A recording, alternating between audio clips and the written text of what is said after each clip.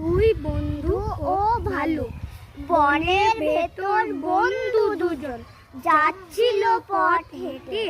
প্রথম বন্ধু লম্বা এবং দ্বিতীয় জন বেটে। হঠাৎ তারা দেখতে পেল আসছে ভালুক ছুটে। প্রথম বন্ধু অমনি তখন বলল গাছে উঠে, পেটে বন্ধু পারল না কো চড়তে কোনো গাছে। ভালুক তখন লোভী চোখে এসে গেছে কাছে। পেটে বন্ধু পড়ল তখন মরার মতো শুয়ে।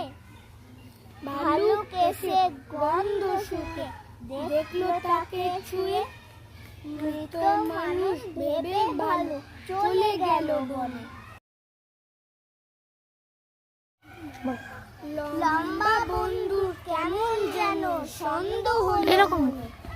গাছের থেকে নেমে বলে বন্ধুর কাছে এসে, ভালুক তোমায় বললোটা কি ভীষণ ভালোবেসে। দেখে বন্ধু বলল, ভালুক বললে আমার কানে সহজ কথা ভীষণ দামি, হচ্ছে যেটা মানে বিপদে যে বন্ধু পালায় দেখে নিজের স্বার্থ, তারই সঙ্গে মেলামেশা প্রয়োজন নেই আর তো।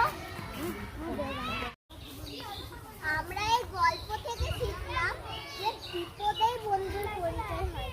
যেমন যখন লম্বা বন্ধু পালালো গাছে, বেটে বন্ধুর কথা একবারও চিন্তা করলো না যে আমার বন্ধুকে ভালুক খেয়ে নেবে।